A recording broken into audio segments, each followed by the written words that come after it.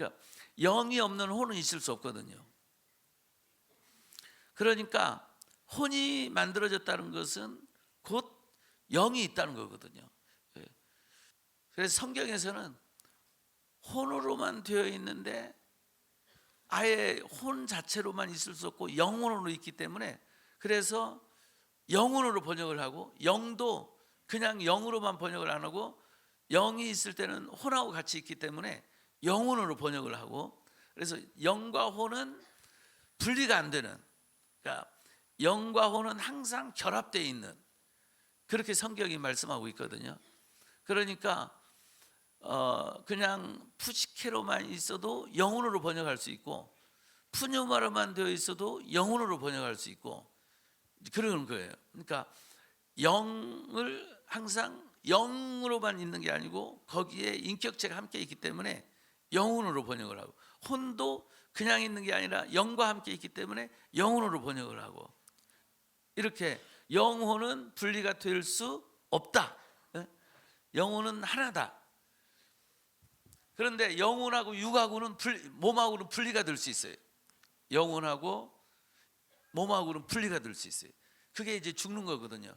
몸에서 영혼이 나가는 거, 분리됐을 때 그게 사람이 죽는 거죠.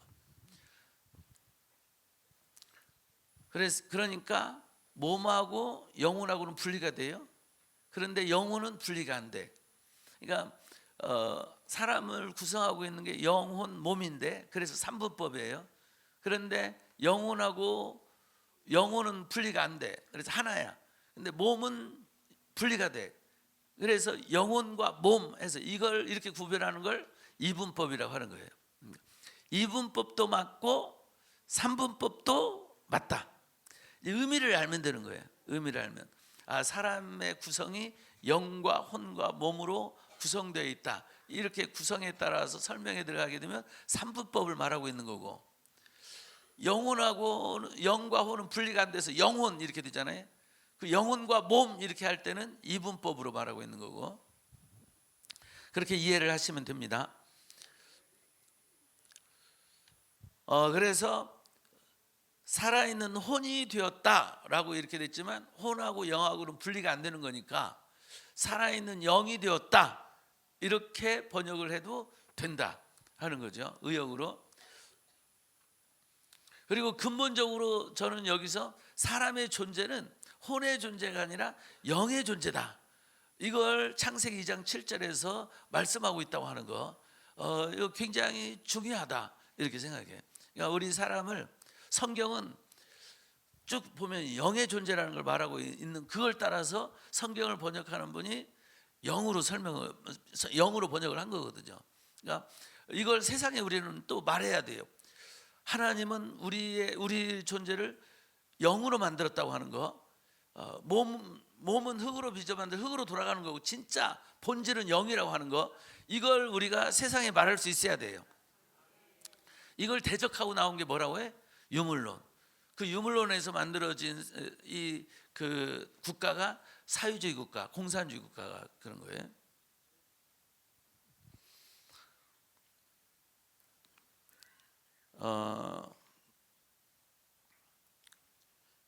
자, 그러면 여기서 이제 한번 우리가 영이 되었다고 그러는데, 그럼 하나님이 어떻게 우리에게 영을 가진 그런 사람을 만들었을까? 이걸 좀 더 살펴 들어가게 되면, 하나님이 사람의 코에다가 생명 있는 숨을 불어넣었다고 그랬잖아요.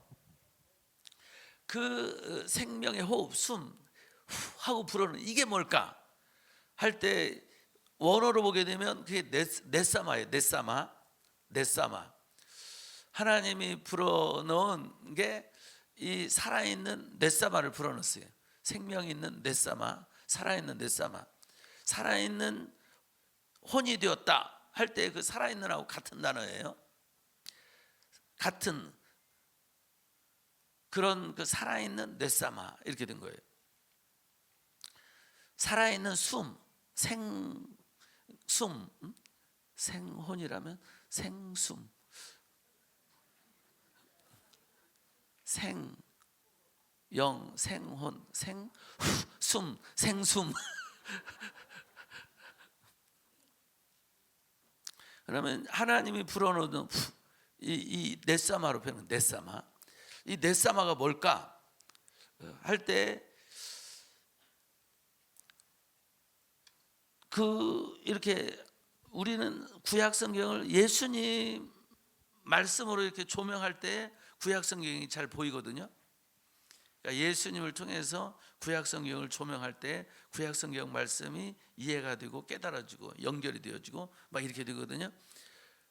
그래서 하나님의 숨을 후 하고 사람에게 불어넣었던 거, 요게 뭘까 하고 그럴 때 예수님이, 부활하신 예수님이 사람을 향해서 후 하고 부은 장면이 나와요. 그리고 너무 감사하게 왜 부는지를 예수님이 말씀하셨어요. 성령을 받으라 하면서 후 하고 불거든요. 예수님은 곧 하나님 아버지를 나타내고 있잖아요. 그러니까 여호와 하나님이 이 아담을 흙으로 빚어 만든 다음에 후 하고 불어넣었는데 예수님이 그 모습을 보여준단 말이에요. 그러면서 말씀도 하셨어요. 성령을 받으라 하고. 그러면 여호와 하나님이 바로 사람의 코에 불어넣은 것이 성령일 수 있겠구나, 이렇게 생각할 수 있죠. 그러면 하나님도 그런 말씀하시지. 그러면 금방 우리가 알 텐데 성령 받으라고 왜 하나님은 말씀하시지 않았을까? 보니까 예수님은 후하고 불 때 말씀한 이유가 지금 살아있는 인격체예요. 그러니까 예수님 부를 때 왜 불어요? 이렇게 말할 수 있는 사람의 인격체거든요. 그런데 여호와 하나님이 불 때는 흙덩어리야. 반응할 수 없는, 말해도 못 알아듣는, 성령 받으라 하올 때 못 알아듣고 있다고 지금. 그러니까 하나님은 말할 필요가 없었던 거고, 예수님은 지금 살아있는 인격체니까 왜 부는지를 말하고 부를 때 그걸 받아들이니까 그래서 말씀하신 것이 아닐까. 아무튼 저는 별 생각을 다 해요.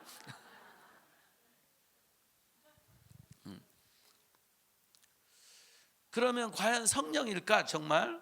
그랬을 때 성경을 찾아보면 시편 33편 6절 읽어보세요.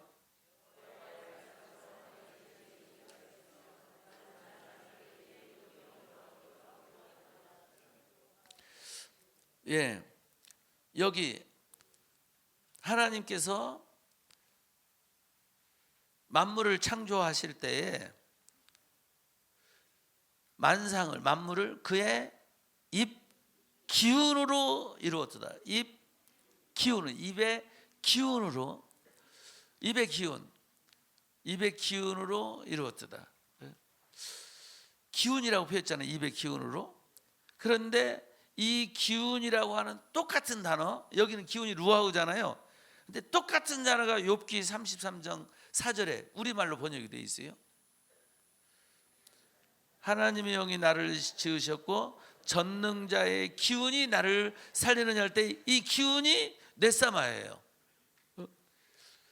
시편 33편 6절의 기운은 루아우고 영이고, 하나님이 만물을 그의 하나님의 입으로, 입 기운으로인데 입에서 나오는 영으로 했다는 거예요. 입의 영으로, 기운이 루아우 영의 입의 영으로 이 만물을 지으셨다는 거예요. 그런데 욥기서 3장 4절에 전능자가 여호와 하나님을 말하는 거잖아요. 하나님의 기운이 나를 살린다 할 때 이 기운이 넷사마예요. 그러면 넷사마하고 루아흐하고는 바꿔 쓸 수 있는 단어다 하는 걸 알 수가 있겠죠. 다시 말해서 비슷한 말이라는 거예요. 비슷한 말. 루아흐를 대신해서 쓸 수 있는 비슷한 말이 바로 넷사마다 하는 거예요.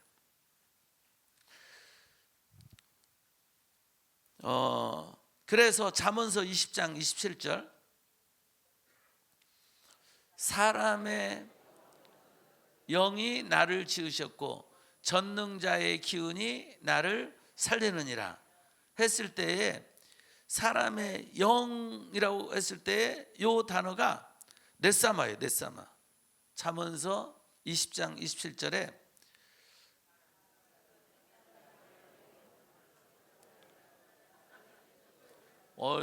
그러니까 아까 저기 나왔던 말씀이 욥기서 33장 4절이었구만. 잠언서 20장 27절 사람의 영혼은 여호와의 등불이라 사람의 깊은 속을 살피느니라. 예. 사람의 영혼. 근데 이 영혼이 뭐라고요? 넷사마예요. 넷사마. 넷사마는 원래 이 숨이잖아요. 기운. 그런데 뭐로도 번역을 했냐? 영혼으로 번역했어요. 원래 영혼으로 번역하려면 영이어야지만 영혼으로 번역할 수 있는 거잖아요. 루아어야지. 루아흐는 영만이었어도 영과 혼은 분리가 안 되니까 루아흐만 나와 있어도 영혼으로 이렇게 번역할 수 있단 말이에요. 그냥 또 혼만 있어도 영혼으로 번역할 수가 있고. 그런데 여기는 넷사마인데도 영혼으로 번역을 했단 말이에요. 왜 그러겠어요? 넷사마가 뭘 대신해서 쓸 수 있는 비슷한 말이다? 루아흐를 대신해서 쓸 수 있는 비슷한 말이라는 거죠. 그러니까 넷사마가 쓰였는데도 루아흐적인 의미로, 영의 의미로, 그래서 영혼으로, 사람의 영혼은 여호와의 등불이 이렇게 한 거예요. 그런데 킹 제임스 버전은 그냥 아예 영으로, 스피릿으로 번역을 했어요. 넷사마를. 그러니까 직역을 한 의역. 그러니까 넷사마는 원래 기운, 숨인데 이걸 영의 의미가 있기 때문에 여기 잠언서 20장 27절에서 킹 제임스 버전에서는 아예 스피릿, 영으로 번역을 했고, 우리 성경에서는 영의 의미를 담아서 영혼으로 번역을 했고.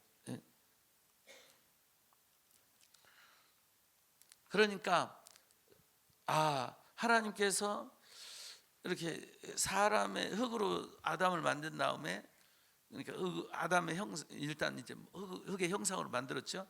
그리고 그 코에다가 하나님이 생명이 있는 숨을 불어넣었다고 그랬는데, 이게 넷사마를 불어넣는데, 넷사마가 영을 대신해 쓸 수 있는 비슷한 말이구나. 결국 영을 불어넣었다는 거구나. 이렇게 되는 거죠. 할렐루야.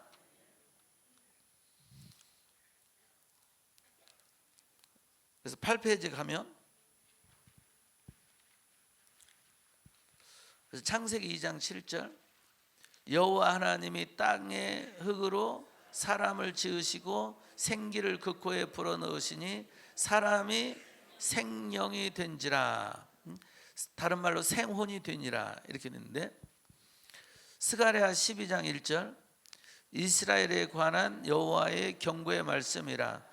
여호와 곧 하늘을 펴시며 땅에 터를 세우시며 사람 안에 심령을 지으신 이한데, 심령이 뭐예요? 루아흐죠. 루아흐. 사람 안에 뭘 지었다는 거예요? 결국 심령인데 직역을 하면 영을 지으신 이가 이래. 사람 안에 영을 지었다는 거예요. 사람 안에 영을. 사람 안에 영을 지었어요. 그런데 여기는 사람 안에 영을 지었는데 창세기 2장 7절에서는 사람이 살아있는 혼이 되었다 이렇게 된 거예요. 혼이.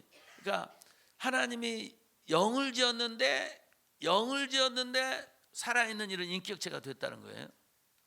그러니까 하나님이 사람 안에 영을 지었다는 거예요. 사람 안에 영을 지었는데 이렇게 살아있는 혼, 인격체가 되었다.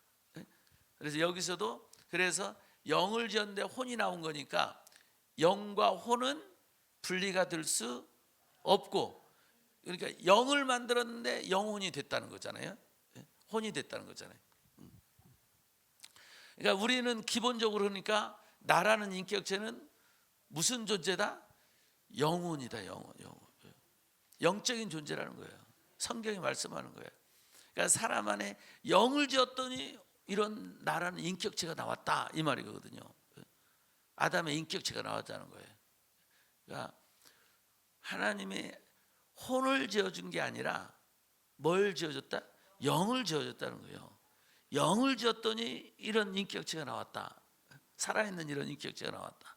그러니까 나의 본질은, 나라는 이 혼은 뭐가 있기 때문에, 나라는 이런 인격체가 있다. 뭐가 있기 때문에, 영이 있기 때문에 있다는 거예요. 영이 없으면 나도 없다는 거예요. 이게 성경이에요.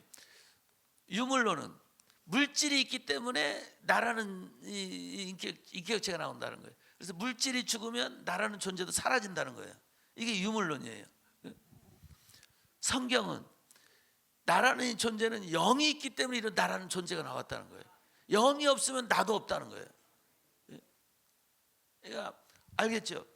그러니까 육이 있기 때문에 나라는 존재가 있고, 육이 죽으면 나라는 존재가 끝나고, 이게 유물론이고, 영이 있기 때문에 나라는 존재가 있다고 하는 거, 그게 성경이 말씀하는 거고. 그러니까 이 유물론은 성경을 대적하는 사상이라는 거죠. 그래서 그 유물론을 기초로 해서 만들어진 세상은 하나님을 대적하는 세상이라는 거예요. 그래서 공산주의, 이 사회주의는 하나님을 대적하는 사상이다.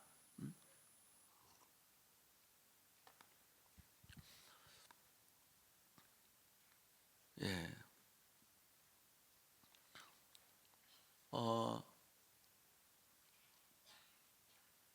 그래서 영이 중요하다고 하는 것, 그것을 말씀하고 있습니다. 그래서 요한복음 3장 6절에서 육으로 난 것은 육이고 영으로 난 것이 영이라는 거죠. 그래서 하나님의 영이 영을 낳아주고, 하나님의 영이 들어와서 영을 낳아줬을 때 그 영이 만들어지면서 나라는, 그 아담이라는 인격체가 만들어졌다. 그래서 성경을 보면 살아있는 혼이 된 사람에게는 영이, 그러니까 사람에게는 영이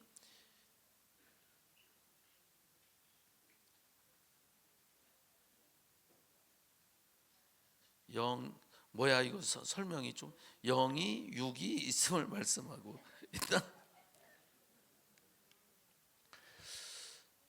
예, 영과 육이 있음을 말씀하고 있다.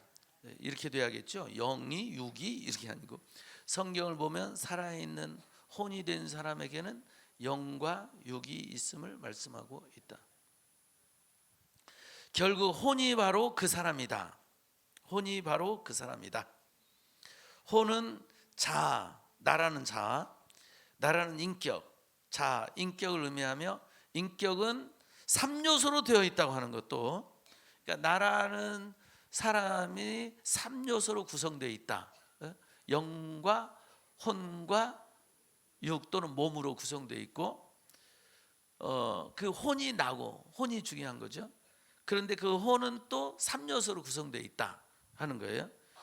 그 혼의 3요소, 인격의 3요소, 지, 정, 의, 지성, 정서, 의지, 지성, 생각, 정서, 마음, 감정, 의지, 뜻, 이렇게 3요소로 구성되어 있다는 거예요. 그럴 때 우리가 흔히 말하는 마음이라고 하는 거, 이 마음은 혼과 같은 의미, 이퀄, 같은 의미로도 쓰일 수 있고 혼보다는 작은 의미로 쓰일 수 있다 하는 거예요. 작은 의미로 쓰일 때는, 이 마음이 혼보다 작은 의미로 쓰일 때는 이 마음이 정서, 감정의 영역을 말할 때 작은 의미로 쓰는 거예요. 그러니까 마음이 슬프다, 마음이 괴롭다, 이런 그 정서, 감정의 영역 속에서 마음을 쓸 때는 혼보다는 작은 의미로 이 마음을 쓰는 거고, 그런데 성경에 보면 마음이 곧 혼을 말하기도 해요. 마음이 혼이고 혼이 마음인. 예를 들어서 잠언서 4장 23절에서 무릇 지킬 만한 것 중에 더욱 네 마음을 지키라, 생명의 근원이 이에서 나면이라 할 때, 이 마음은 정서, 감정의 영역만 말하는 게 아니에요. 생각의 영역까지도 포함하고 뜻, 의지까지도 포함하는 그런 전인적인 그런 그 나라는 존재를 말하는 거죠.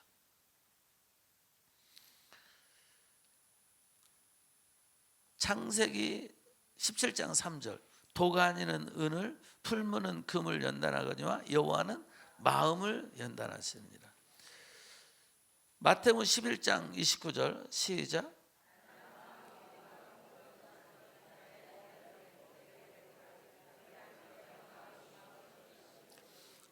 자, 여기서 중요한 게 보세요. 그 마음이 혼과 같은 의미로 쓸 수 있다 하는 것을 보여줄 수 있는 대표적인 단어예요. 대표적인 성경 구절이에요.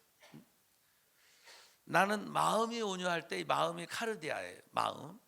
말 그대로 마음이야. 이건 카르디아 마음이에요. 그런데 그래야면 너희 마음이 쉼을 얻는다고 할 때 이 마음은 카르디아가 아니에요. 푸시케야, 혼이야. 그러니까 원래 직역을 한다면 어떻게 해야 돼요? 나는 마음이 온유하고 겸손하니 나의 멍에를 메고 내게 배우라. 그리하면 너희 혼이 쉼을 얻으리니. 혼이 쉼을 또는 혼이 쉼을 또는 다른 말로 영혼이 쉼을 얻으리니 이렇게 돼요. 그러니까 혼하고 혼만 쓰였어도 영혼, 영만 쓰였어도 영혼 이렇게 된다고 그랬죠. 그러니까 여기도 그리하면 푸시케니까 혼이니까 그래야면 너희 혼이 쉼을 얻으리니 또는 너희 영혼이 쉼을 얻으리니 이렇게 번역할 수 있다는 거예요. 그런데 뭐로 번역했어요? 마음으로 번역을 한 거예요. 왜? 이 카르디아하고 혼하고는 같이 쓰여질 수 있다는 거죠. 그래서 이 마음이라고 하는 것은 혼과 같이 쓰여질 수 있다. 이렇게 해서 아예 혼을 갖다가 마음으로 번역을 한 거죠. 같이 마음 이렇게.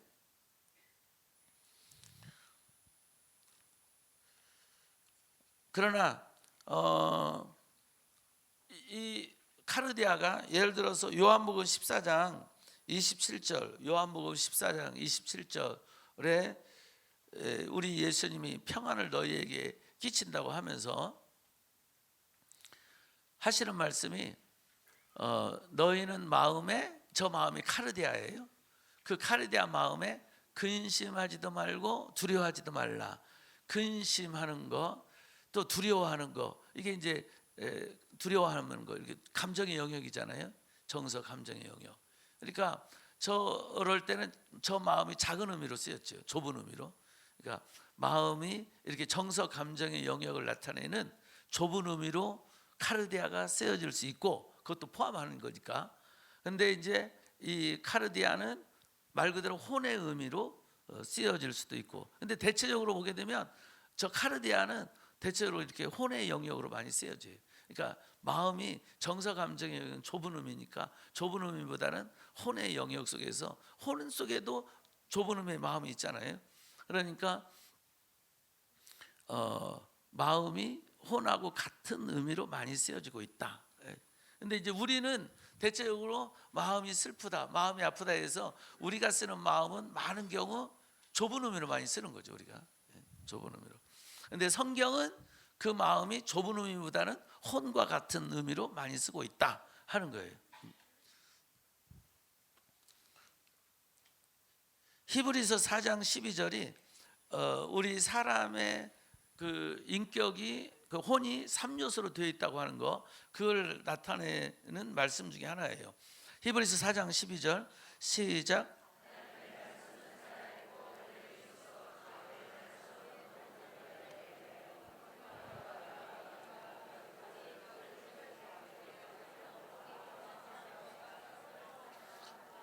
예, 먼저 하나님의 말씀의 역사가 먼저는 혼과 영과, 그러면 혼 영이면 관절과 골수는 뭘 말하겠어요? 몸을 말하는 거죠. 혼과 영과 관절과 골수는 몸, 네? 혼과 영과 몸 이렇게 되겠죠. 관절과 골수는 몸을 나타내는 거고요. 그리고 마음의 생각과 뜻 하니까 마음, 생각, 뜻, 인격의 3요소를 생각하면 되겠죠. 마음, 생각, 뜻, 의지. 9페이지 가서 영과 몸, 육은 혼에 의해서 절대적인 영향을 받는다. 그러니까 혼이 중요하다는 거죠. 혼이. 내 생각, 내 마음, 내 뜻, 의지. 요 혼이 중요하다. 잠언서 4장 23절에 내 마음을 지키라고 했을 때 이게 혼을 의미하고 있다고 말씀드렸죠. 마음은 곧 혼과 같은 의미로. 왜? 혼을 지켜야 한다는 거예요. 왜? 생명의 근원이 이에서 나기 때문이다.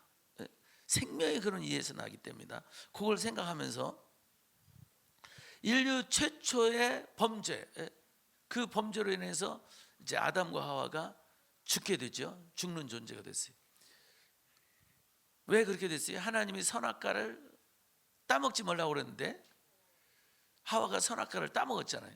따먹는 과정에 보게 되면 창세기 3장 6절에서 여자가 그 나무를 본즉 먹음직도 하고 보암직도 하고 지혜롭게 할 만큼 탐스럽기도 한 나무인지라. 여자가 그 열매를 따먹게 되는 거죠. 여기에 이제 혼의 움직임이 있었던 거죠. 먹음직도 하고 보암직도 하고 지혜롭게 할 만큼 그렇게 이제 이 혼이 움직인 거죠. 그래서 이제 의지가 움직인 거죠. 또 자유의지, 의지가 움직여서 저걸 따먹자 해가지고 따먹게 된 거죠. 그러니까 하와의 이 혼이 결정을 한 거예요. 영향을, 그 사탄의 말에 영향을 받아가지고 결국 사람이 죽게 됐는데 결국 혼의 결정이라는 거죠. 혼의 결정. 그러면 죽은 영이 살려면 이 살려주는 영, 우리 예수님을 어떻게 해야 되느냐? 그 예수님을 여호와 하나님이 주셨죠, 세상에. 그래서 요한복음 1장 12절에 어떻게 하면 돼요? 영접하는 자, 곧 그 이름을 믿는 자들에게는 하나님의 자녀가 되는 권세를 주셨으니, 이 말씀과 같이 짝이 드는 말씀, 요한계시록 3장 20절.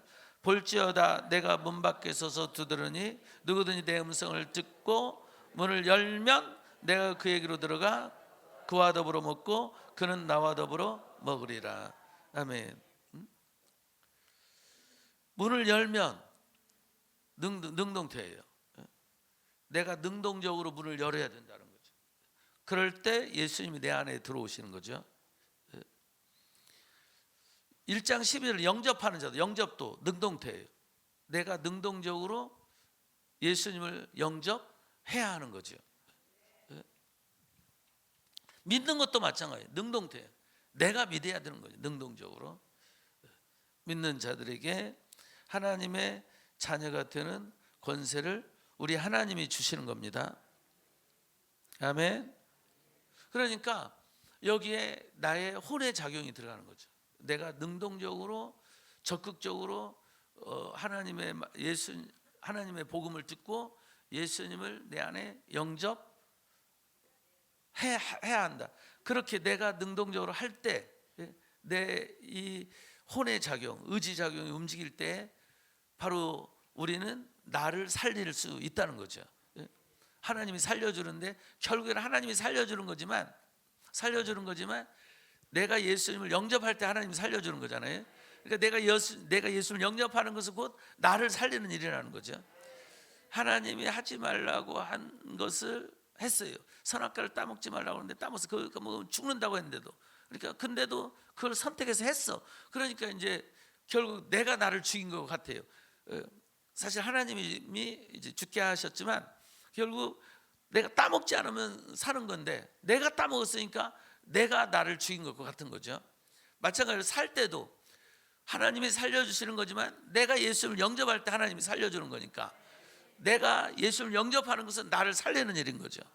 아멘. 그러니까 내가 죽고 사는 것이 뭐에 달려? 내 혼에 달려 있다는 거예요. 내 의지에 달려 있다는 거죠. 내 뜻에. 그래서 혼이 중요하다 하는 거예요. 영이 상하게 되는 이유도 보게 되면 혼의 영향을 받더라는 거예요. 자, 마음의 즐거움, 마음 혼의 영역이죠.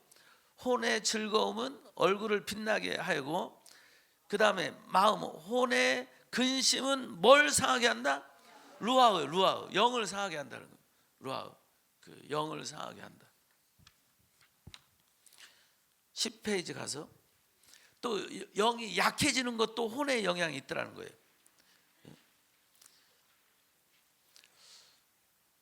고린도서 8장 7절 시작.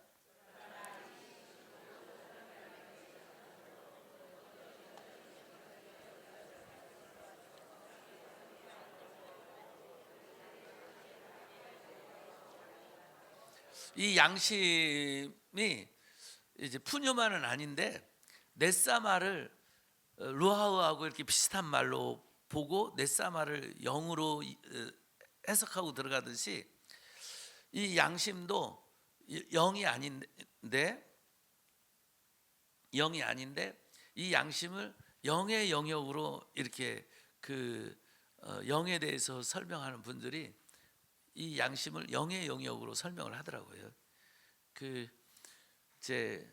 그냥 정확하지는 않죠. 그러나 확실하죠. 왜냐하면 영은 아니니까. 그런데 그들의 양심이 약하여지고 더러워지느니라 할 때에 이 양심이 약해지고 더러워진다 할 때 이 부분을 영의 영역으로 이렇게 많은 분들이 설명을 하더라고요. 그래서 저도 마음으로는 썩 동의는 안 드는데 그냥 일단 그렇게 영을 가르치는 분들이 가르치고 있다 이렇게 말씀드리고 싶어요. 그래서 그러니까 이 양심 시네이데시스 영의 영역으로 이렇게 설명을 해요. 영이 원하는 바를 하지 못한 이유 마태복음 26장 41절 시험에 들지 않게 깨어 기도하라 마음에는 원이로되 육신이 약하도다 했는데 마음에는 원이요. 지금 마음이 보니까 뭐로 되어 있어요? 푸뉴마로 되어 있죠. 그러니까는 사실은 영이 원하는 거예요. 근데 이제 말씀드렸죠. 영과 혼은 분리가 된다 안 된다? 안 되는 거죠. 영이 원하고 있는데 혼이 원한다 할 수 있는데 혼하고 또 마음하고는 같이 쓰여지잖아요. 그래서 마음에는 원이로 돼 이렇게 된 거예요. 무슨 말씀인지 알겠죠? 왜 푸뉴마 영인데 왜 마음에는 원이로 돼 이렇게 됐는가? 영과 혼은 분리가 안 된다. 그래서 영이 쓰여도 혼으로 표현할 수 있다. 영혼. 혼과 같이 동등되게 할 수 있는 게 뭐냐? 카르디아 마음이다. 그러니까 여기도 그 영인데 마음에는 원이로 돼 이렇게 썼다 하는 거. 마음에는 원이로 돼 육신이 약하도다 했어요. 육신이 약해가지고 영이 원하는 바를 못했어요. 그럴 때 두 가지 측면이 나오는데 마태복음 26장 43절에서는 눈이 피곤했기 때문에 요건 그대로 6이에요. 요건 말고 혼의 영역은 또 있더라는 거예요. 45절 기도 후에 일어나 제자들에 가서 슬픔으로 인하여 잠든 슬픔 이건 혼의 영역인 거죠.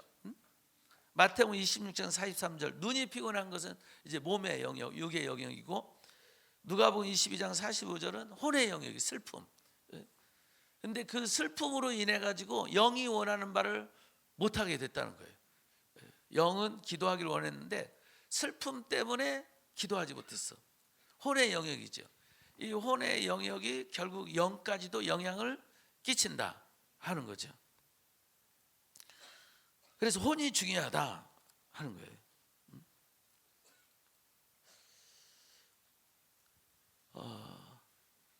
그러니까 이제 예를 들어서 전도 집회를 열어서 전도 집회, 전도 대상자, 교회 한 번도 안 나오는 사람을 전도 잔치 해가지고 이제 불렀어요. 불렀을 때 우리가 주려고 하는 건 이제 영의 메시지잖아요. 예수님을 영접하게 만들려고 하잖아요. 영이 살게 해야 되잖아요. 영이 살게 하려고 할 때 빨리 뭐부터 움직여야 되느냐? 혼부터 움직여야 된다는 거예요. 왔을 때 혼을 즐겁게 해줘야 돼. 혼을 즐겁게 해줘가지고 기쁘게 하는 상황 속에서 딱 해가지고 예수님을 딱 줘가지고 영접하게 만들어야 된다는 거죠. 그러기 위해서 이 교회 안 다니는 분들을 딱 이제 교회 데려갔으니까 이 혼을 영접하게 혼을 즐겁게 해줘야 되는데 오자마자 찬송가 부르고 오자마자 한 번도 들어본 적이 없는 깊은 영적으로 깊은 찬송, 영적으로 감동받아야 된다고 하면서 깊은 영적인 의미가 있는 찬송 부르고 이러면 그들의 혼이 안 움직이기 때문에 영도 안 받아들이는 거예요. 그러니까 혼을 움직여 놔야 되는 거니까 그들이 즐겨하는 노래, 마음을 열 수 있는 그런 노래를 부르는 거죠. 사랑해 당신을 정말로 사랑해 하면서 사랑해 하면서 손잡고 막 하게 하고 이렇게 해가지고 노래를 불러서 사랑해 하면 사랑은 다 움직이니까 이렇게 해야지 마음을 움직여 놓고 예수님이 여러분을 사랑합니다 이렇게 가야 되는 거지. 막 처음부터 찬송가 부르고 이러면 딱 마음을 닫혀버리는 거죠.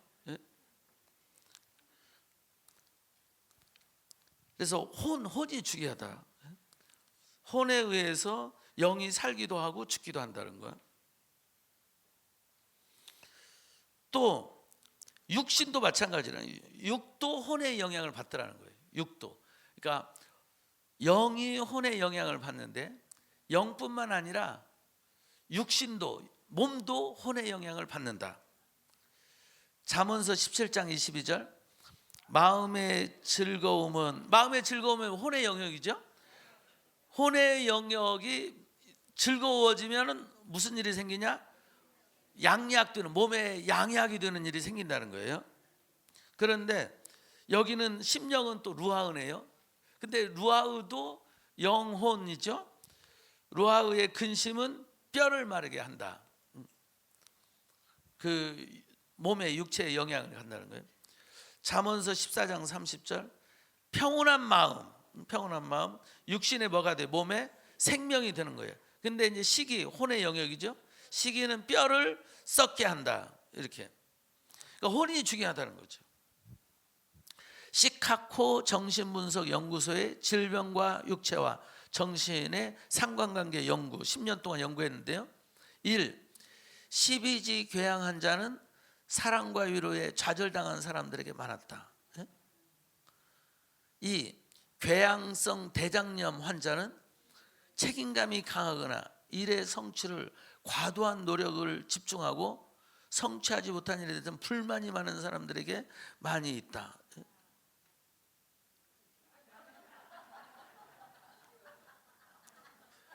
책임감이 강해가지고 반드시 해내야만 되고 해내지 않았을 때는 막 초조하고 막 힘들어하고 스트레스 받고 이런 사람들에게 궤양성 대장염이 많이 생기더라는 거예요.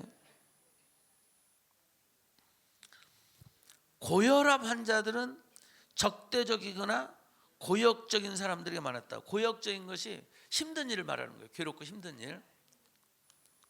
그런 고역적인 괴롭고 힘든 일을 하는 사람들에게 고혈압 환자가 많이 있었다.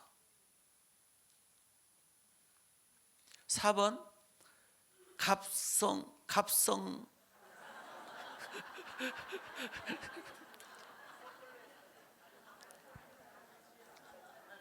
갑상선인데 참 누가 썼는지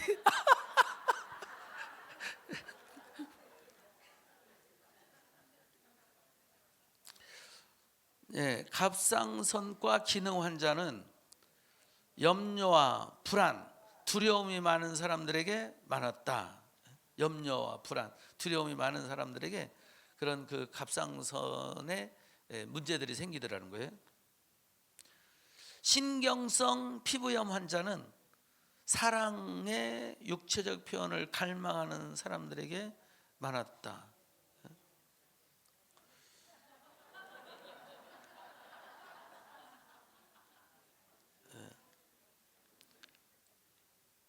그러니까 잘 이루어지는 사람한테는 이런 신경성 피부염이 안 생긴다는 거잖아요. 사랑의 육체적 표현을 갈망하는데 이걸 채워주지 않을 때 그 채워주지 않는 걸로 피부병까지 생기는 일들이 생기는 것 같아요. 그러니까 아내한테 피부병이 생기면 빨리 안아주고 품어주고 쓰다듬어주고.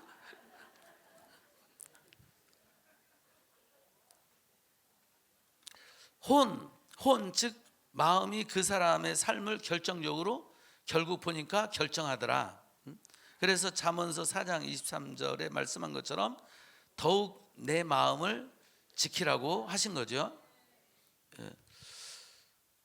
그래서 요한 3서 1장 2절도 사실은 내 영혼이 잘됨 같이 네가 범사에 잘되고 강건하기를 내게 간구하노라 했을 때에 원래 직역적인 의미는 영이 아니라 혼이라는 거예요.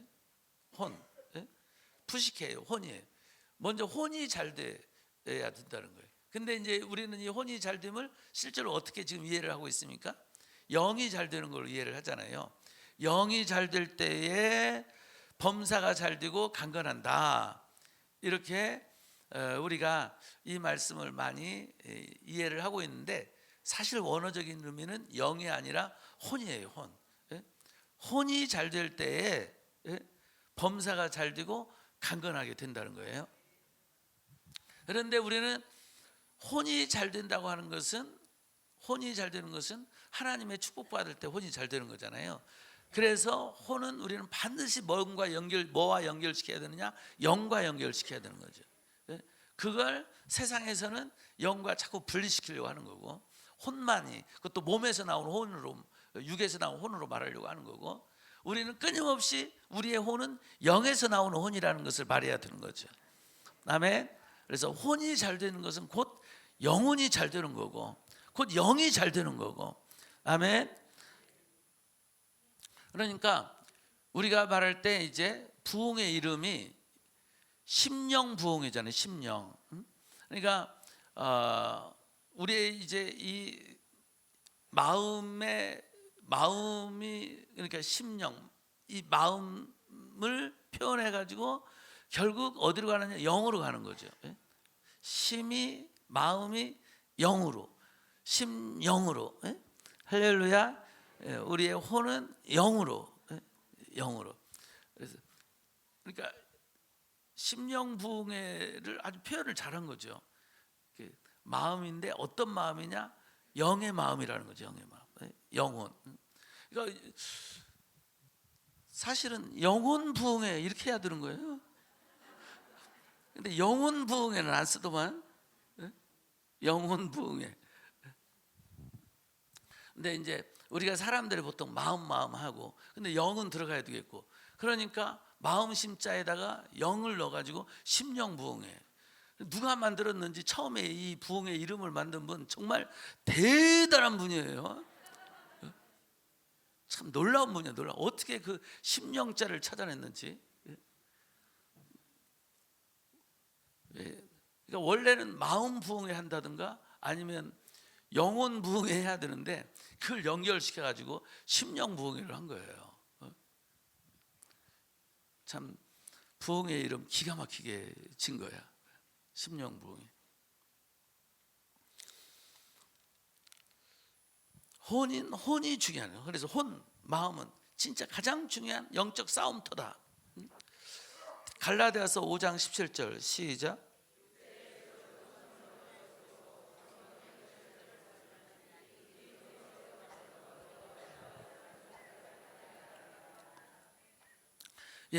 육체 소욕할 때는 이 육체에 있으니까 영과 대비되고 있으니까 여기는 몸 소마를 쓰지 않고 뭘 썼겠어요? 사르크스를 쓴 거죠. 사르크스.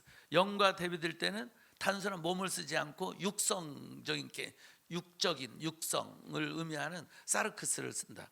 그러니까 사르크스의 소욕은 성령을 거스리고 성령은 육체를 거스리고, 그러니까 육의 소욕과 성령의 영의 소욕이 어디에서 벌어지냐? 이 싸움이 벌어지는 곳 마음이라는, 우리 마음에서 벌어진다는, 다 혼의 영역에서 벌어지는 거예요. 혼의 영역에서. 이 혼의 영역에서 벌어지니까 우리 이 혼의 영역의 이 영적 싸움터다. 이 싸움터에서 이기는 자가 되려면 영혼이 강해져야 되는 거죠. 영이 강해져야 되는 거죠. 할렐루야. 마음이 그 사람의 삶을 결정하기 때문에 사탄이 제일 공격 대상은 마음인 거죠. 예화 한번 읽어보세요. 시작.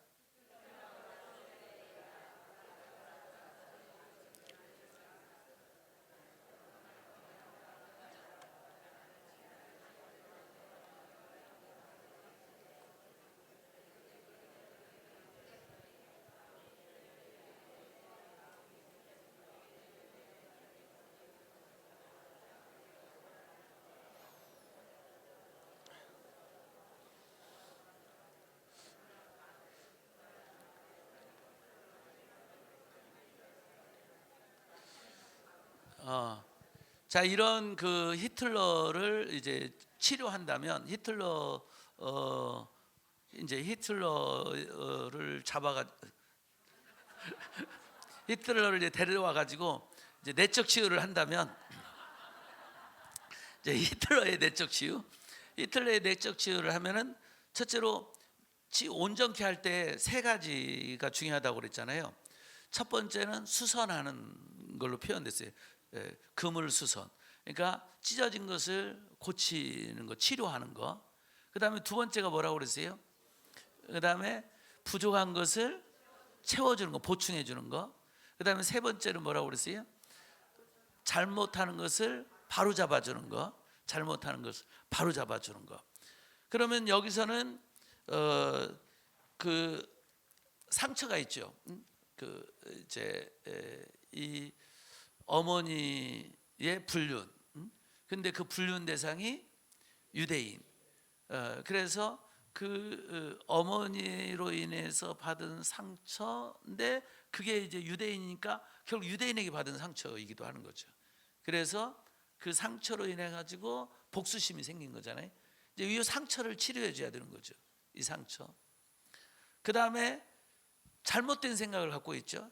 뭐야? 아리안족은 다른 어떤 민족보다 우월하다고 하는, 그런 그 아리안 민족 우월주의, 요게 또 잘못된 거잖아요. 요건 어떻게 해야 되지?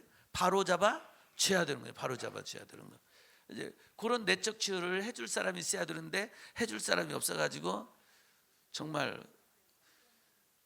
엄청난 그런 그 인류의 재앙이 생긴 거예요. 히틀러가 자라날 때 평범하게 자라났을 텐데 어느 날 그렇게 괴물이 될 줄은 아무도 몰랐겠죠. 주변을 돌아보세요.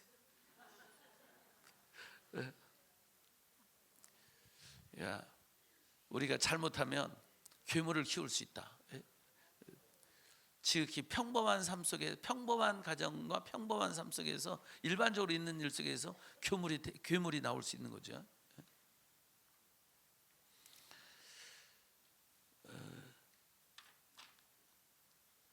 그 얼마 전에 그 연세대학교 의과대학생이 자기 여친을 살해한 사건이 있었죠.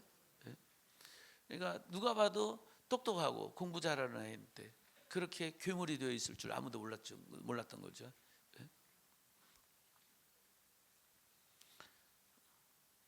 그래서 우리 예수님 말씀대로 교회 안에서 어렸을 때부터 하나님의 말씀으로 가르치고, 바로 어렸을 때부터 이런 내적 치유를 통해 가지고 우리 예수님이 이미 문제가 일어나기 전에 먼저 예방적 차원에서 이 귀신을 쫓아냈잖아요.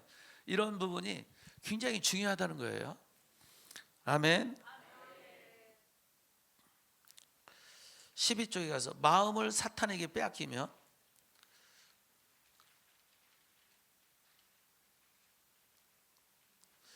갈라디아서 5장 19절 20절 21절 읽어보세요. 시작.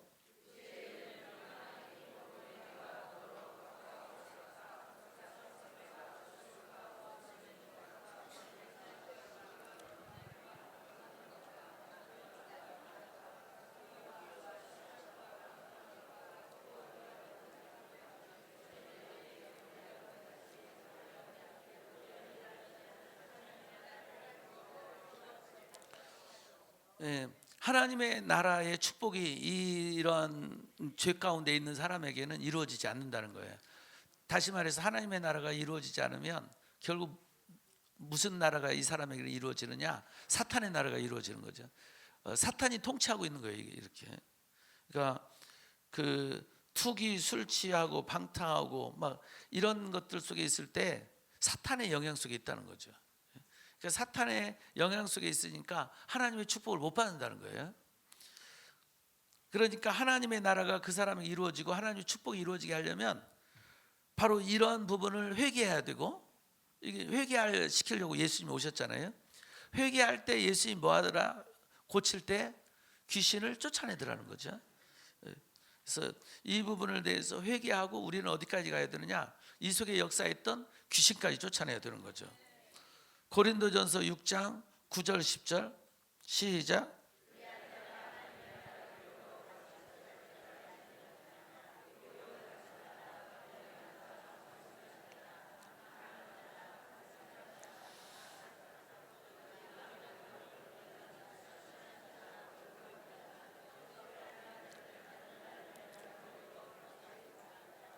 예, 같은 내용의 말씀이에요. 네?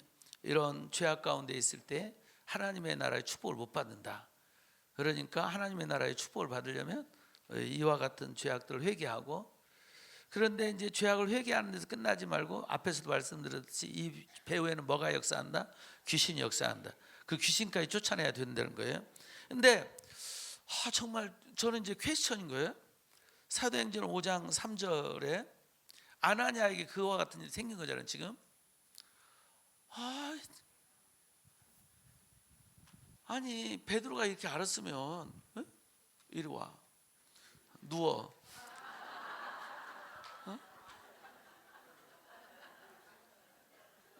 욕심 부리게 만들고 성령을 속이게 하는 거짓말하는 더러운 귀신 나와 해가지고 쫓아내 줬으면 되는 건데, 왜 베드로는 왜 쫓아내지 않았을까?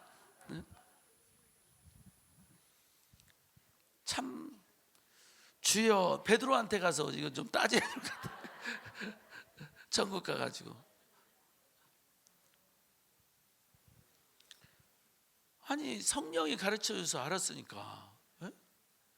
성령님이 역사하면 이렇게 지금 그 심령 상태를 주님이 알게 할 수도 있거든요. 베드로처럼 알게 할 수 있어요. 그랬을 때 딱 지금 현재 사탄이 욕심을 줘가지고 역사하고 있구나 하면 그 악한 영을 쫓아내주면 되는 건데, 분명히 여기도 보면 사탄이 네 마음에 가득해가지고 네가 지금 이런 죄를 짓고 있다는 거잖아요. 그럼 그 사탄 쫓아내줬으면 되는 건데 왜 베드로는 쫓아내주지 않고 심판을 선언해가지고 결국에는 죽었잖아요. 참 안타까운 일인데 이것이 이제 교회에 대한 이제 경고이기도 하죠. 앞에 말한 것처럼 이런 죄악 가운데 있을 때 하나님의 나라를 유업으로 받지 못한다 한 것처럼, 하나님의 나라는 죽어서 천국에서만 이루어지는 것이 아니고 이 땅에서부터 하나님의 나라의 축복을 받을 수 있습니다. 아멘. 이 땅에서부터 하나님의 나라는 이루어집니다. 아멘. 그러니까 이제 그 의미로 이해하면 될 것 같아요. 이 아나니아가 이 땅에서 얼마든지 하나님의 나라의 유업을 받아서 그 축복된 삶을 살 수 있었는데, 이 죄악으로 말미암아서 하나님의 나라의 축복을 받지 못하고 바로 세상을 떠날 수밖에 없게 됐잖아요. 이제 그와 같은 일들이 우리에게도 일어날 수 있다는 걸 알고, 아무튼 죄에 대한 경각심을 갖게 하려고 이 경우 이 귀신을 쫓아내서 치료해 주지 않고 그냥 죄값을 바로 치르도록 그렇게 하지 않았나. 우리에게 경각심을 갖게 하려고 하나님은 경고적인 차원에서 이렇게 베드로에게 역사하지 않았나, 이렇게 생각을 해봐요. 그러니까 이 말씀을 가지고 봐. 지금 이 귀신 쫓아내지 않으면 당신 하나님의 심판받아서 이렇게 죽을 수 있어. 그러니까 하나님이 당신 죽이기 전에 빨리 이 귀신 쫓아내자 해가지고 우리는 이 말씀을 근거로 해가지고 살리는 일을 해야 될 줄로 믿습니다. 그래서 그 심판 받아서 죽기 전에 엘리 제사장도 결국 전쟁터에서 하나님이 심판했잖아요. 그러니까 그 두 아들, 엘리의 두 아들도 그렇게 하나님이 심판받아 죽기 전에 빨리 불러가지고 부모의 말씀에 지금 불순종하게 하는 귀신이 역사하고 있잖아요. 부모의 말씀에 불순종하게 하는 나와, 귀신 나와, 이렇게 하고 또 악행을 하게 만드는 귀신 나와 해가지고 또 제사 예배 무시하게 하고 멸시하게 만드는 귀신 나와 해가지고 귀신 쫓아내줬으면 엘리의 두 아들도 살았을 거예요. 그러니까 이제 우리 아이들한테도 이제 그렇게 가르치는 거죠. 이 귀신 쫓아내야 된다. 엘리 아들들한테 귀신 들어가서 이렇게 만들고 있었는데 이 귀신을 쫓아내지 않으면 결국 엘리 아들처럼 결국 하나님이 심판받아서 정말 안타깝게 이렇게 죽게 되고 망하게 되는 일이 일어난다. 그러니까 그런 일이 일어나기 전에 우리는 우리 속에 역사하는, 여러분 속에 역사하는 귀신을 쫓아내자.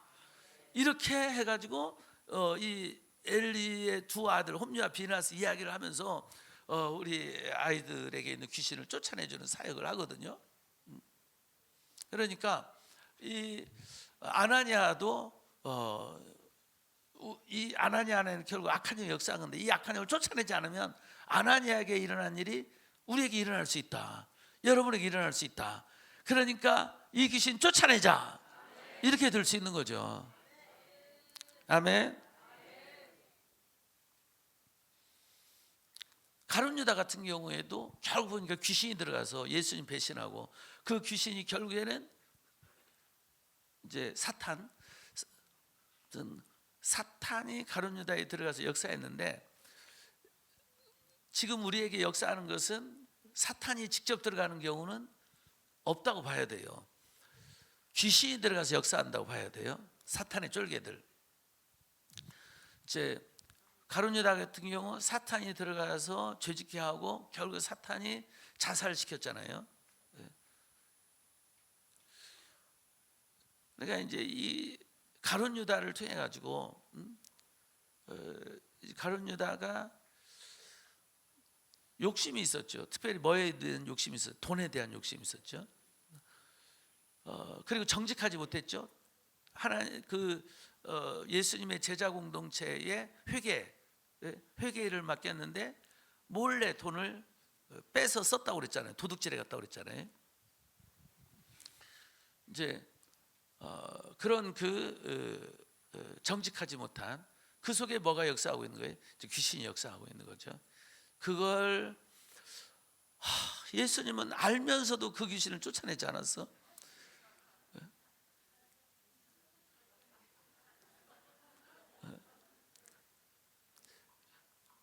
하나님의 뜻이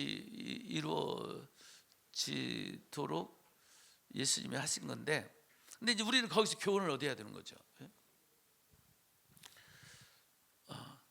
그 귀신을 쫓아내지 않으면 결국 가룟 유다가 죄짓고 끝내 마귀는 가룟 유다를 죽이고 이렇게 한 것을 통해서 우리는 가르칠 수 있는 거죠.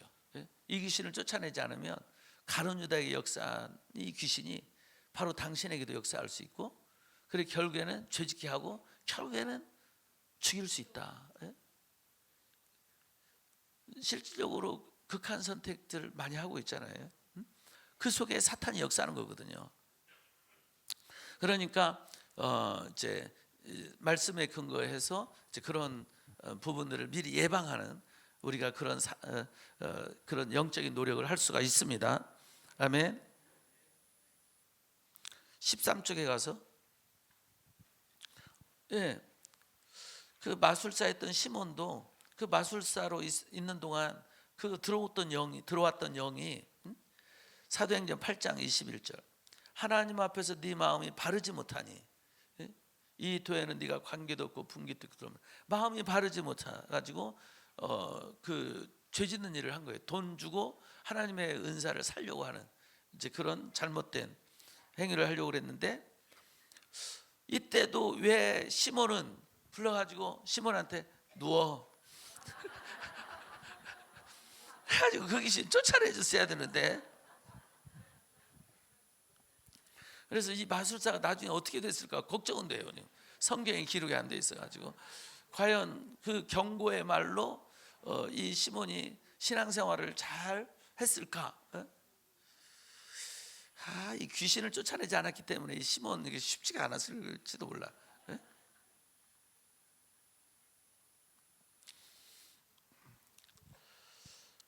예. 노아 시대의 사람들 보게 되면 창세기 6장 5절 읽어보세요.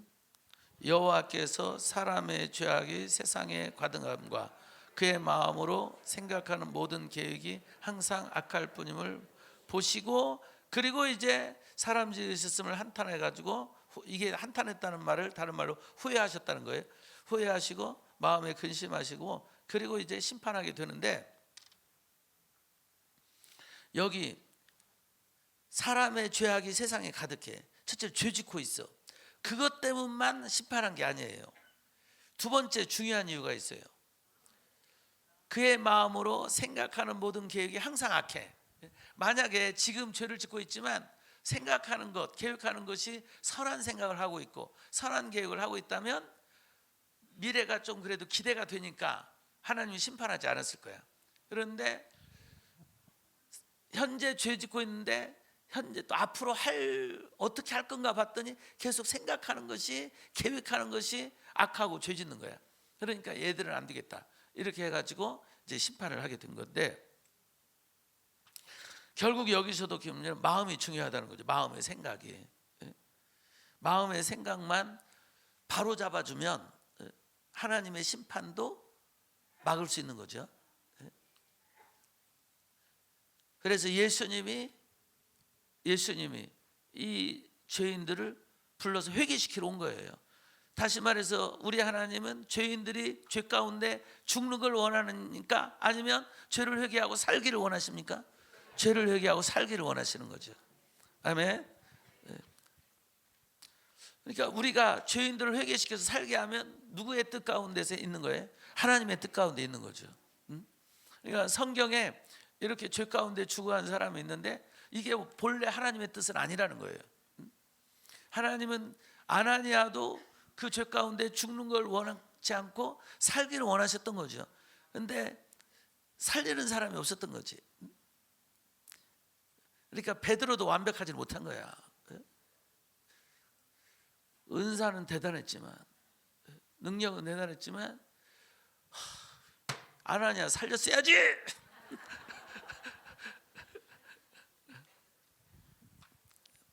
옆에 이야기해서 우리는 아나니아 살립시다.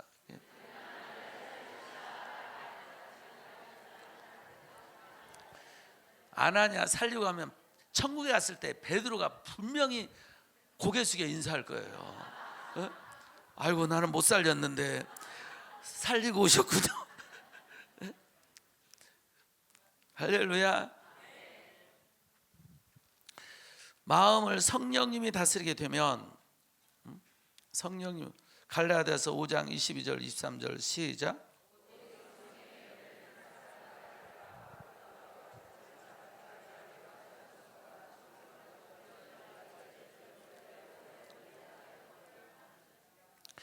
예, 육신을 따르는 자는 육신의 일을, 영을 따르는 영의 일을 생각하나니 육신의 생각은 사망이지만 영의 생각은 생명과 평안입니다.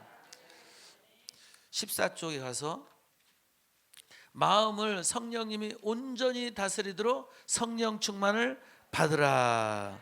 에베소 5장 18절 술 취하지 말라, 이는 방탕한 것이니 오직 성령으로 충만함을 받으라. 아멘.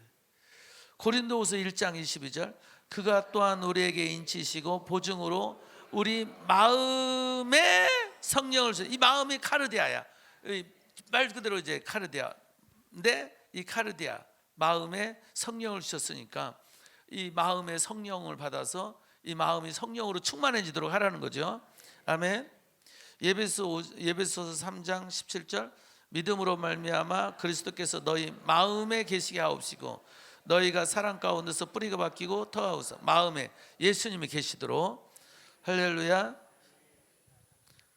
이걸 위해서 사도 바울의 삶을 우리가 배워야 될 필요가 있죠. 갈라디아서 2장 20절 내가 그리스도와 함께 십자가에 못 박혔나니 그런즉 이제는 내가 사는 것이 아니요 오직 내 안에 그리스도께서 사시는 것이라. 이제 내가 육체 가운데 사는 것은 나를 사랑하사 나를 위하여 자기 자신을 버리신 하나님의 아들을 믿는 믿음 안에서 사는 것이라. 아멘. 자, 좀 앞으로 가가지고 4쪽으로 가봐요. 4페이지. 자, 이 내용을 염두에 두고, 자, 내적 치유, 온전케 되는 것과 내적 치유에서 내적 치유에 대한 일반적인 정의와 우리의 내적 치유에서 내적 치유에 대한 일반적인 정의. 내적 치유란, 읽어봐요. 인간의 몸 위에 마음의 치유 또는 혼의 치유. 혼의 치유는 마음의 치유와 같은 의미로 쓸 수 있다. 만약 마음의 치유에서 마음을 정서, 감정의 의미로 사용한다면 혼의 치유는 마음의 치유보다 더 넓은 의미로 쓰인다. 가 필요하다는 인식에서 출발한다. 몸이 상하고 다치고 병들고 약해지고 하듯이 마음도 상하고 다치고 병들고 약해지고 할 수 있다. 그러므로 건강한 사람이 되려면 몸의 치유가 필요하듯이 마음의 치유도 필요하다.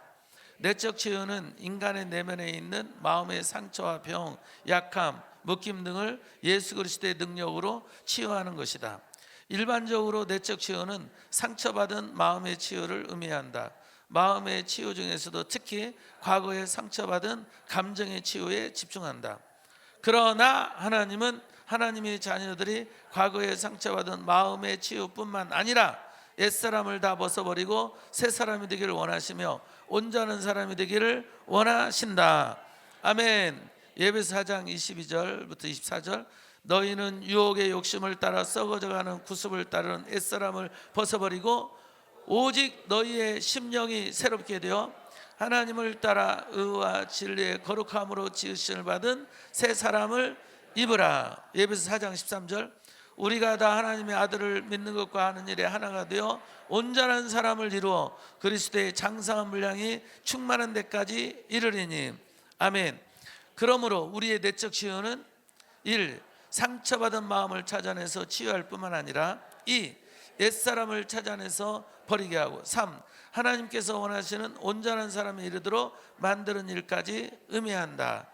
이하 내적 치유는 1, 2, 3의 복합적인 의미가 담긴 의미로 사용한다 하는 거예요.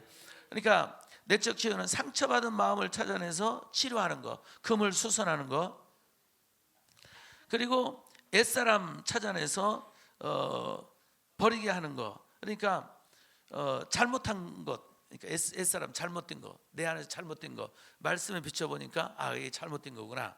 이런 잘못된 것을 찾아내서 버리게 하고 바로 잡아주는 거죠. 그러니까 진리로 바로 잡아주는 거죠. 옳은 사람으로 옛사람 잘못된 것을 버리게 하고 새 사람으로 바꿔주는 일, 바로 잡아주는 일을 하고, 그리고 하나님께서 원하시는 온전한 사람에 이르도록 만드는 일, 부족한 것을 보충하고 채워주고,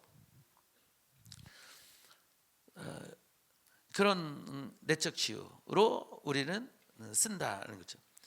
그러나 이제 우리가 그런 그 내적 치유를 쓰더라도 일반적으로 사람이 말하는 내적 치유에 대한 것은 우리가 알고 있을 필요는 있죠. 그래서 내적 치유에 대한 여러 학자들의 정의를 보게 되면 데이비 시멘즈, 시작. 내적 치유란 상처받은 감정과 치유되지 못한 기억들을 목회적인 차원에서 돌보아주고 그 치유를 위해 기도해 주는 것을 말한다. 찰스 크래프트 박사, 내적 치유 사역은 전인적인 치유를 목적으로 하여 성령의 능력을 통한 사역이다.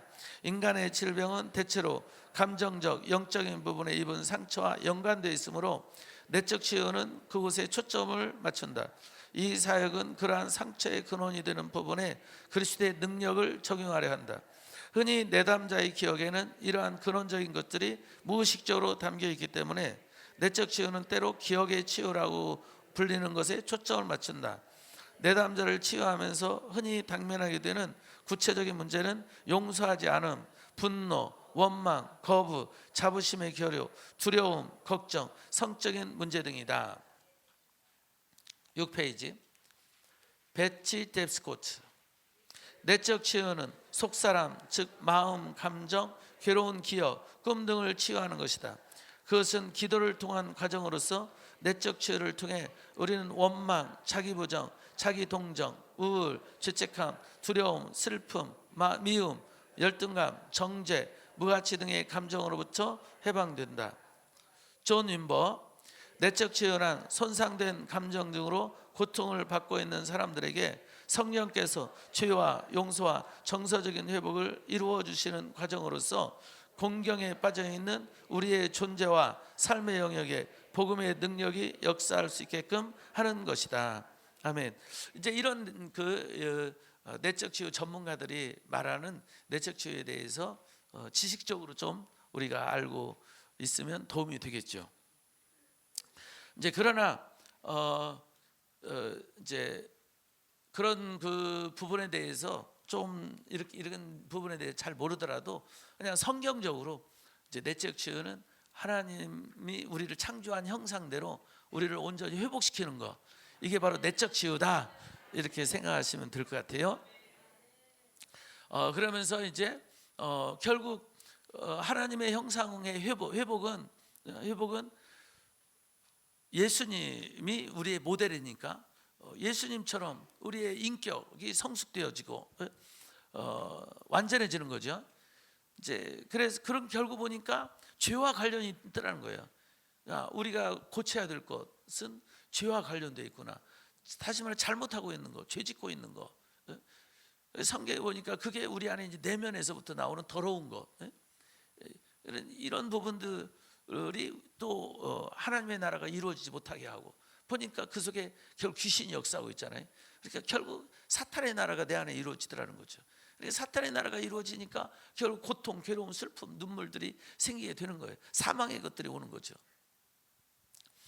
그러니까 이런 것들로부터 우리를 치료해내고, 그래서 예수님의 분량에 이르게 되어지고, 그러면서 부족한 걸 또 성령의 능력으로 채워지고, 이러면 주님이 원하는 그러한 삶을 우리가 살 수 있게 되더라는 거예요.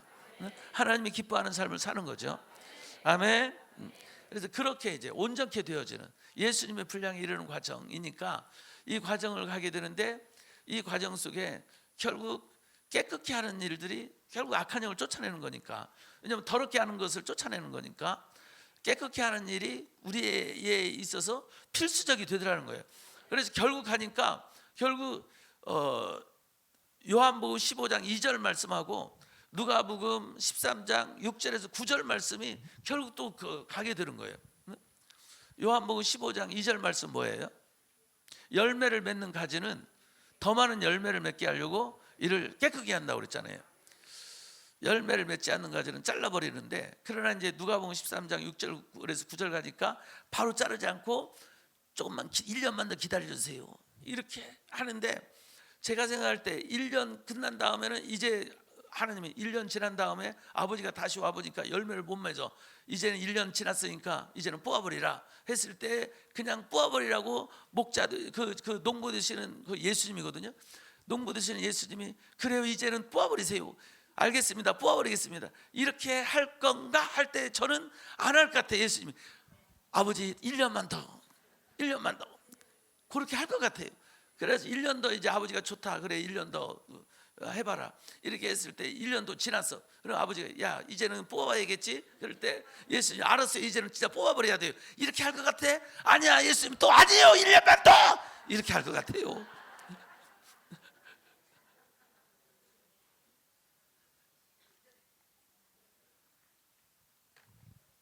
그래서 우리가 지금 살아있는 거예요.